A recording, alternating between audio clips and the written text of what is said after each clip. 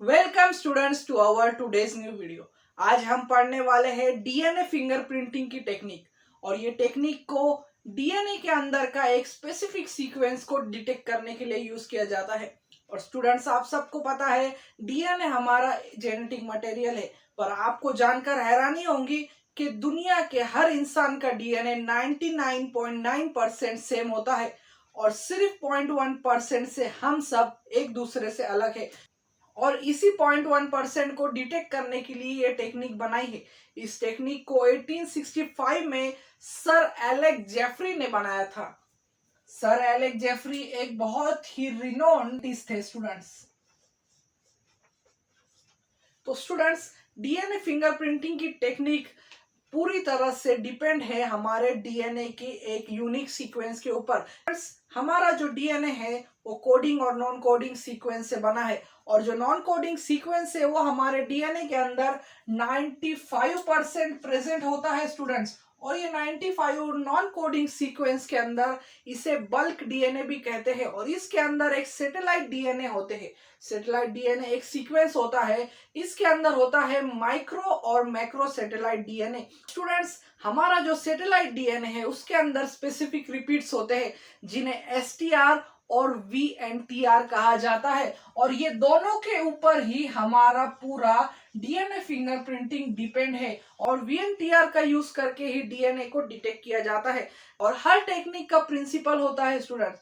तो आपको समझना है कि वीएनटीआर क्या है, और अगर आप वीएनटीआर को समझ गए तो आपके दिमाग में डीएनए फिंगरप्रिंटिंग का प्रिंसिपल छप जाएगा। तो स्टूडेंट्स, वीएनटीआर और एसटीआर क्या है? एसटीआर यानी शॉर्ट टैंडम रिपीट्स, और वीएनटीआर है variable number of tandem repeats. तो स्टूडेंट्स, हम सबको पता है हमारा आधा डीएनए आता है पेरेंट्स की तरफ से और आधा हमारा खुद का होता है, क्योंकि डीएनए रेप्लिकेशन एक सेमी कंजर्वेटिव मोड में परफॉर्म होता है। तो स्टूडेंट्स, जो वीएनटीआर रीजन है वो ज्यादातर हमारे पेरेंट्स की तरफ से आते हैं। वीएनटीआर रीजन के अंदर एक सीक्वेंस होता है जो बताता है कि हमारे पेरेंट से हमें ये वीएनटीआर रीजन मिला है, और इसी बेसिस पर डिटेक्शन होता है हमारी आइडेंटिटी का। और इसी रीजन को डिटेक्ट कर कर कई केसेस को सॉल्व किया जाता है। आपने सीआईडी में देखा होगा कि वो डीएनए फिंगरप्रिंटिंग कर कर कातिल का पता लगाते हैं। वो सिर्फ ब्लड सैंपल से क्रिमिनल को पकड़ते हैं। इसे मैटरनिटी फ्रॉड में भी यूज किया जाता है, क्योंकि कई बार ऐसा होता है कि उस बच्चे का पेरेंट कौन है, और इसे चेक करने के लिए वीएनटीआर को डिटेक्ट कर कर डीएनए फिंगरप्रिंटिंग को परफॉर्म किया जाता है। तो स्टूडेंट्स, चलो देर ना करते हुए स्टार्ट करते हैं। इस ब्यूटीफुल डायग्राम की मदद से हमारा डीएनए फिंगरप्रिंटिंग की टेक्निक स्टार्ट से लेकर आखिरी तक पूरा देखेंगे और क्लियर करेंगे हमारा डीएनए फिंगरप्रिंटिंग का कंसेप्ट। तो चलो स्टूडेंट, स्टार्ट करते हैं। सबसे पहले डीएनए फिंगरप्रिंटिंग टेक्निक में डीएनए सैंपल को कलेक्ट किया जाता है। डीएनए सैंपल कलेक्ट करने के बाद उसे एक्सट्रैक्ट किया जाता है वेरियस केमिकल्स का यूज कर कर, और एक्सट्रैक्ट करने के बाद इस डीएनए को रेस्ट्रिक्शन एंजाइम की मदद से कट किया जाता है। और इन्हीं रेस्ट्रिक्शन एंजाइम को मॉलिक्यूलर सीजर्स भी कहा जाता है, क्योंकि ये डीएनए को ब्रेक करने में मदद करते हैं। और डीएनए को कई पीसेस में ब्रेक किया जाता है क्योंकि हमें सीक्वेंस डिटेक्ट करना है।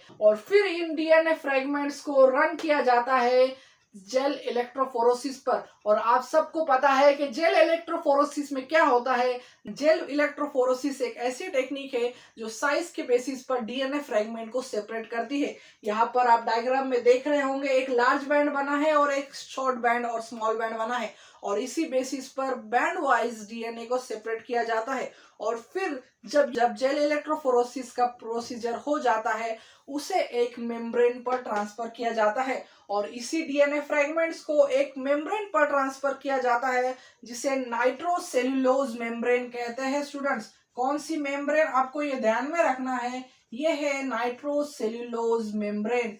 नाइट्रोसेल्यूलोज मेम्ब्रेन पर डीएनए को एम्बेड किया जाता है ताकि वो उस पर ट्रैप रहे, और इन डीएनए फ्रेगमेंट्स की प्रोबिंग की जाती है जो यहाँ पर आप देख रहे होंगे। इन्हें प्रोब्स के साथ इंक्यूबेट किया जाता है, और ये रेडियो लेबल प्रोब होते हैं। पर स्टूडेंट्स, अब यहाँ तक आपको स्टेप समझ में आ गए होंगे, पर यहाँ पर ये है सबसे इंपॉर्टेंट स्टेप्स। यहाँ पर जो प्रोब यूज होते हैं वो होते हैं वीएनटीआर प्रोब्स।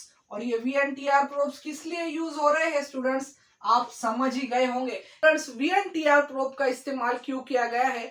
क्योंकि वीएनटीआर का सीक्वेंस हमारे पेरेंट्स के अंदर जो होता है वो हमारे अंदर भी सेम होता है, और जब यहाँ पर वीएनटीआर प्रोब्स का यूज किया जाएगा तो ये उससे बाइंड हो जाएंगे, क्योंकि ये एक कॉम्प्लीमेंट्री सीक्वेंस में होते हैं और कॉम्प्लीमेंट्री सीक्वेंस में ये रेडियो लेबल प्रोब उससे अटैच हो जाते हैं। तब इस मेम्ब्रेन पर एक्सरेज का बम्बार्डमेंट होता है। और एक्सरेज को किस लिए बम्बार्ड किया गया है स्टूडेंट?